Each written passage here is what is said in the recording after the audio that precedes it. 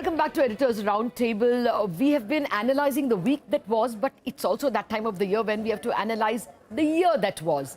And Nimesh has an interesting way of looking at the year with some top 10 numbers, Nimesh. That's right, Lata. So, I was just looking at the entire year and what stood out for me, the top 10 numbers for 24. The first is, as we spoke in the this thing as well, this is the 9th consecutive year of positive returns for equity markets in India. It's kind of a record we've seen for the first time. Now, the biggest gainers came in the mid and small cap. In the mid cap index, 71% of the stocks give positive returns in 24. In the small cap basket, 75% of the stocks give positive returns in 24. Again, this is a kind of a record in the broader market stocks as well. The other big theme was fundraising, right? 5 lakh crore plus of fundraising was done in 24 itself. Just to give a breakup, in IPOs, we raised close to 1.2 lakh crore. In QIPs, we raised close to 1.3 lakh crore. And within OFS and blogs, we raised close to 2.5 lakh crore. So nearly 5 lakh crores is what we've raised this year from the. So that again, shows the kind of depth the Indian market has got now in this market. So that's something. Again, the big theme of this year was IPOs, right? I was just looking at the IPOs of this year. 81, 82 IPOs got done on the main board. I'm only talking about the main board IPOs. There were 11 IPOs which have given 100% returns, which means stocks have doubled after listing. But 24 of the IPOs have been below the issue price, which means 30% of the IPOs which got listed this year are now trading below the issue price. So again, not every IPO has done well for the investors in 24. And that's been the trend virtually every year. One stock which has doubled in the Nifty, any guess? It's Trent. The stock has doubled in the Nifty this year. So that's again, it's been a big outperformer. Again, within the IPO, the other big thing was the biggest IPO of this year, or for the history in the Indian market, was Hyundai. The highest money that they've raised, and all was in OFS, right? Nothing came to the company, and they managed to raise 27,000 crores. And again, that's trading below. I think it's trading below the issue price. So again, kind of a number there.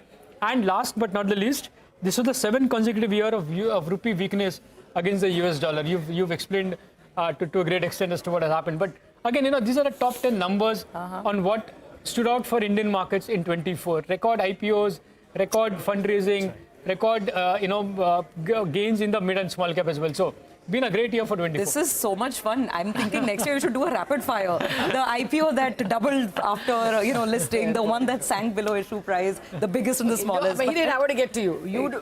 Don't jump the gun on Trump. Don't jump the gun on cement till you see them improve their pricing.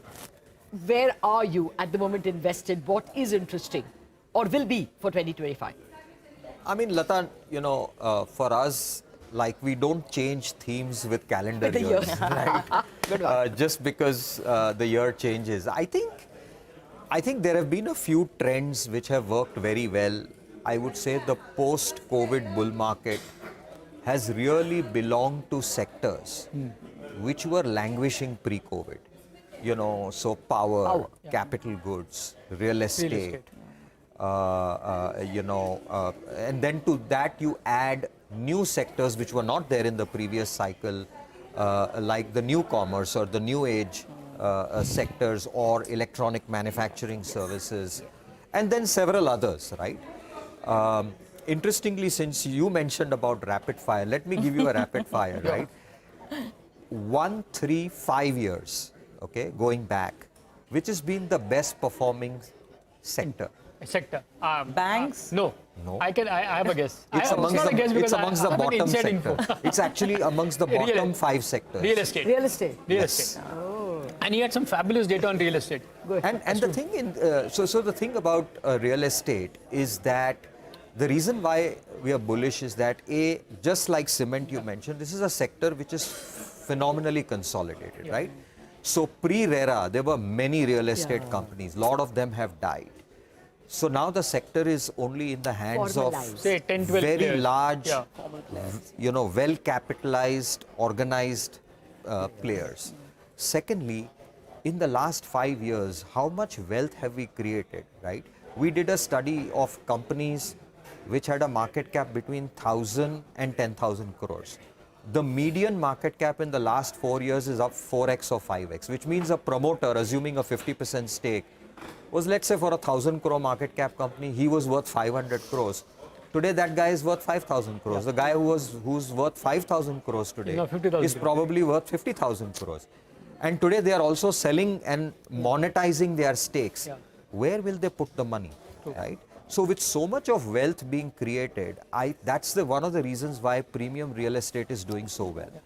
Also, if you add up the market cap of the top 10 real estate companies, the number comes to 6 lakh crores. That's it. That's it. In a market cap which is $5 trillion, and such a large asset class, you get to 6.5 lakh crores and the top 10 companies are done.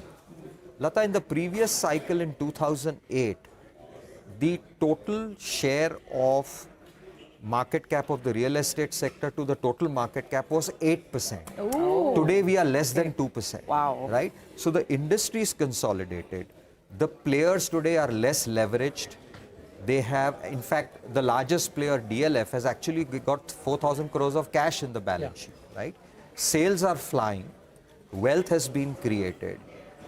And since you looked at a lot of data, I tried to look at a lot of data. You look at pick up any mutual fund portfolio. Despite this being one of the best performing sectors over 1, 3 and 5 years, you won't find a real estate name in the top 5 holdings of any of the mutual funds, right? So I think it's much underrepresented. And what happened, because people thought this is a dirty sector, so people bought cement companies or housing finance companies or a tile company or a paint company, but nobody bought real estate, right? I think their time has come, and I think if next year rates were to fall, then I think you should get a significant fill up.